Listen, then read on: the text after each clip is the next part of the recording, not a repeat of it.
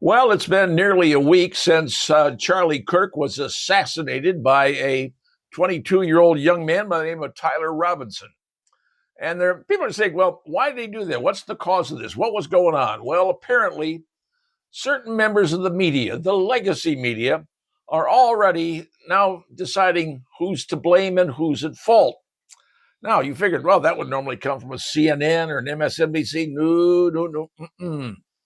This one came from ABC. A spokesman, a teller of whatever on ABC said, Charlie, he was killed because Tyler Robinson was, well, protecting his lover. Yeah. Charlie Kirk was murdered because Tyler Robinson was, well, protecting his lover. That's the guy that he's involved with who's trying to become a woman. The whole story that what's going on. So that means that Tyler Robinson is not the killer, he's the victim. You heard me right. It's coming from the legacy media saying, Tyler Robinson, well, he's not bad. He was just protecting the one he loved, his boyfriend. Now, that came from the legacy media. And you wonder why people don't trust the legacy media anymore? When you get this sort of stuff coming out, wasn't from CNN. What you could expect? Wasn't from MSNBC. What you could expect? It's from the networks. This is what they're spouting because they have to. Because if they can't put it in their own minds or their own mouths to say Charlie Kirk was bad, he killed somebody because he was wrong, you can't say that.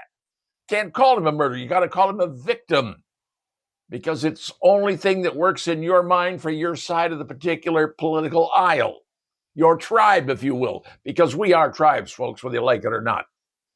Now, there are those who are saying, well, they tried this. Well, Tyler comes from a MAGA family, Republican family.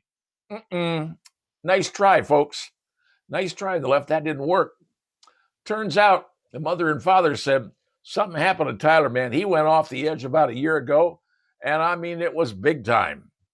And they did their best to cope with it because they said, well, they were happy that Trump got elected. They were, MAGAs, as you like to call them. And he couldn't stand that because, well, he had a gay lover, whatever. So he's not a victim. He's a victim. He's not the assailant. He's not the killer.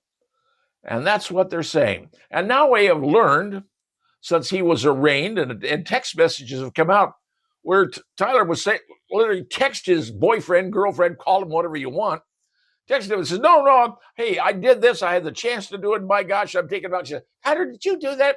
Yes, I did. He admitted it in the text messages. He said, I did that. He said, oh, by the way, don't tell anybody. Don't talk to anybody. The police come. Don't say anything.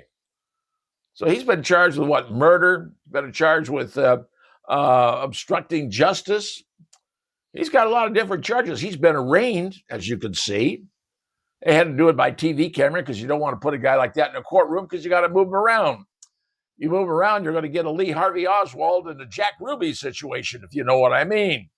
For those of you who don't know, look it up. It's called John F. Kennedy assassination. So, where do we stand? Well, now we stand that the left is going to say Tyler Robinson is a victim. Watch for it, folks.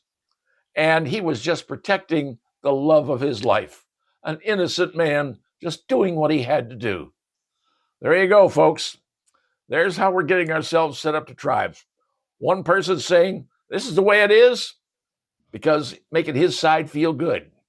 Everybody else is saying, no, he murdered somebody, and he's going to pay the price. But at least now you know something you didn't know. And this is why we've become tribal, folks. This is why America is going down a very, very dangerous path.